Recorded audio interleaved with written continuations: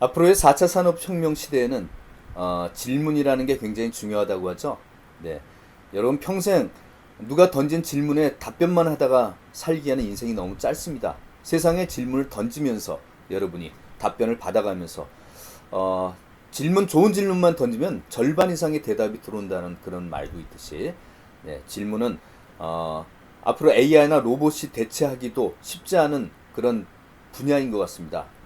AI나 로봇은 질문을 던지지 않습니다. 그러나 우리는 질문을 던지면서 어떤 업무에 피드백을 받으면 더욱더 오랫동안 일을 할 수 있지 않을까라는 그런 관점, 질문의 중요성을 얘기하면서 지난 시간에 여러분께 이번 학기 전 과정에 대해서 궁금한 점, 또 더 구체적으로 알고 싶은 점 질문을 받았는데 의외로 5분만 질문을 했네요. 네, 여기에 대해선 한 3가지의 해석이 가능하다고 저는 생각합니다. 기말고사 준비로 바쁜데 무슨 질문이지? 아우 난 지금 시간 없어.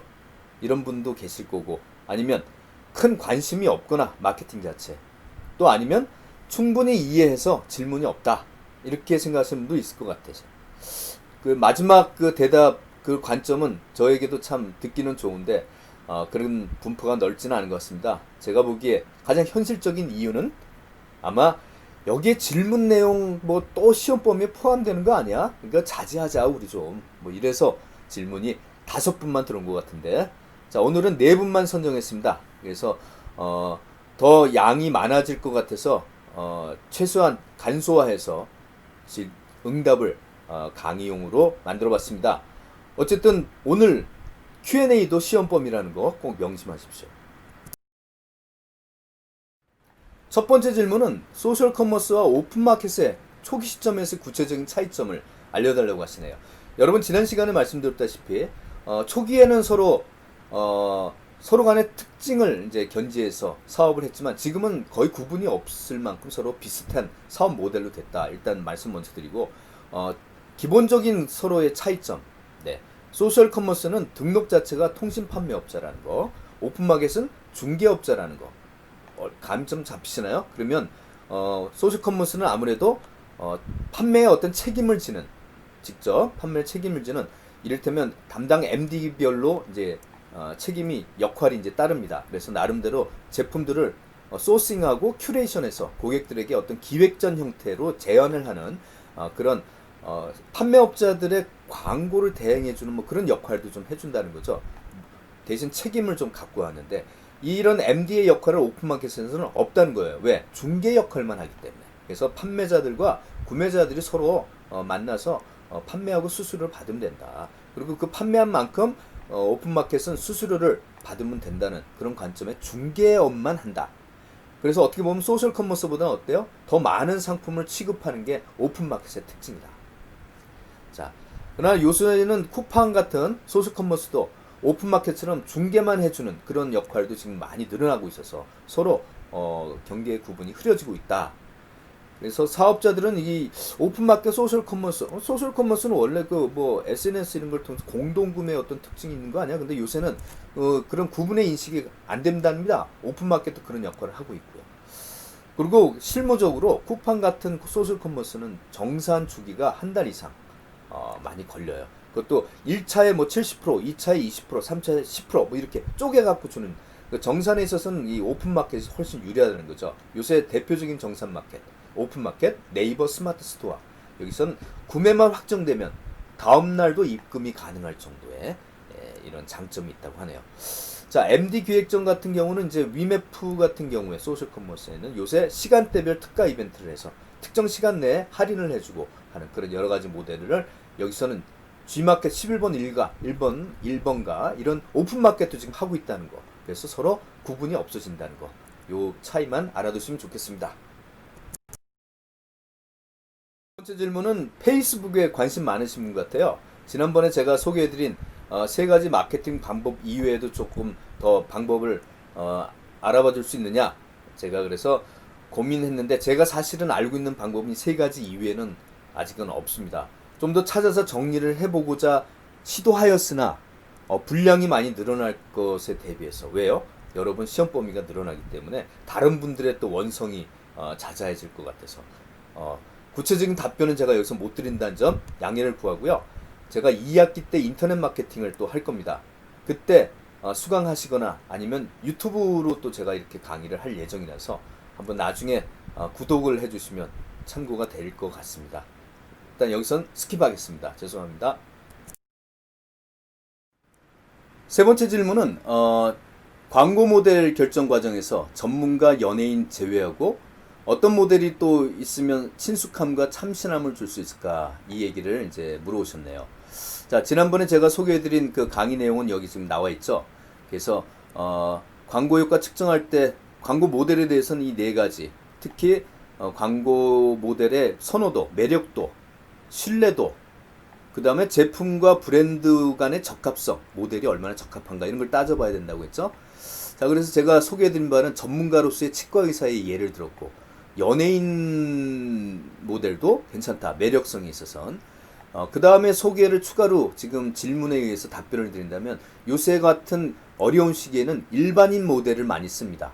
일반인들, 내 주변에서 쉽게 접할 수 있을 만한, 나와 좀 유사한, 크게 다르지 않는, 그리고 친숙함도 있는, 거기다가 외모 자체도 어떤 호감성이 있으면 더 좋겠죠. 물론 전문성만은 좀 떨어지지만요, 진실성도 좀 개입될 수 있고, 그래서 일반인 모델도 이 과정에서 질문에 대한 탄의 답변이 되지 않을까 생각됩니다.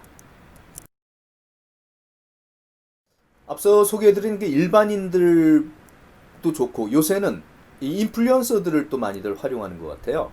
그래서 연예인급의 그 메가 인플루언서나 매크로 인플루언서 말고 마이크로 인플루언서들이 오히려 신뢰성이나 전문성, 진실성, 유사성, 또 친숙성에서 연예인들보다 더 오히려 낫고, 그 다음에 일반인들보다도 더 유리한 거죠. 전문성까지 있기 때문에. 네, 그래서 그런 방면도 한번 생각해 보시면 어떨까, 답변 드렸습니다. 네 번째 질문은 서비스 상품에 대한 얘기입니다. 서비스 상품에서 플레이스는 뭡니까? 그리고 일반적인 상품인지 서비스 상품인지, 두 번째 질문은 플레이스와 프로모션과 겹치는 부분에 대해서 어떻게 할지를 물어보셨습니다. 먼저 첫 번째 질문. 자, 서비스 상품은 본질이 무형이라 그랬죠. 눈에 안 보인다. 이를테면 여러분, 편의점도 서비스 업체죠. 편의점에서 뭘 주는 겁니까? 여러분한테 제품을 주는 겁니까? 판매하는 게 뭐예요? 서비스. 어떤 서비스를 주는 거예요? 무형에. 네. 편의점은 당연히 컨비니언스를 주는 거죠. 편의를 주는 거야. 24시간 언제 어디서든 시공간의 편의성을 여러분한테 제공해 준다. 그 편의점, 이 서비스 업체에서 제공해 주는 제품은 제가 그때 서비스 업체의 특징 얘기하면서, 서비스의 특징은 생산되자마자 소비된다고 말씀드렸죠. 예, 재고가 없다는 거예요. 어쨌든 공장에서 판매되기까지 시간적 갭이 있기 때문에 유통이라는 게 있고 그런 거 아니에요? 플레이스라는 게 필요한데, 이 갭이, 서비스는 바로 편의를 제공해 주자마자 소비하고 고객은 소비를 하고 마치는 거죠.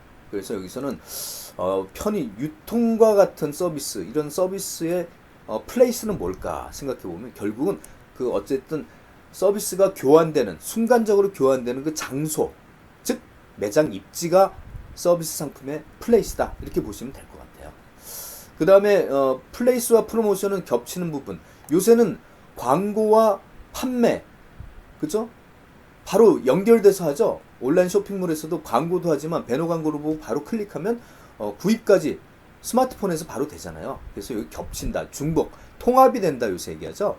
플레이스와 프로모션은 옛날에는 대중광고를 보고 나중에 어딘가 유통점에 와서 구매를 하는, 플레이스의 장소에 오는 시간적 갭이 있는데, 요새는 동시에 일어난다. 스마트폰 쇼핑인 것 같이. 그리고 길거리에 다니는 광고판들도 이제는 점점 거기에 칩이 들어가서 여러분이 광고판에서 광고를 보면서 거기서 터치스크린을 하면 바로 구매할 수 있는 플레이스 장소까지 바로 통합이 돼서 구성이 된다, 이렇게 생각하시면, 포피 구성을 할 때 앞으로는 아마 플레이스 앤 프로모션이 결합돼서 나와야지 좀 더 고객 입장에서 효과적인 전략들이 나오지 않을까, 그렇게 생각됩니다.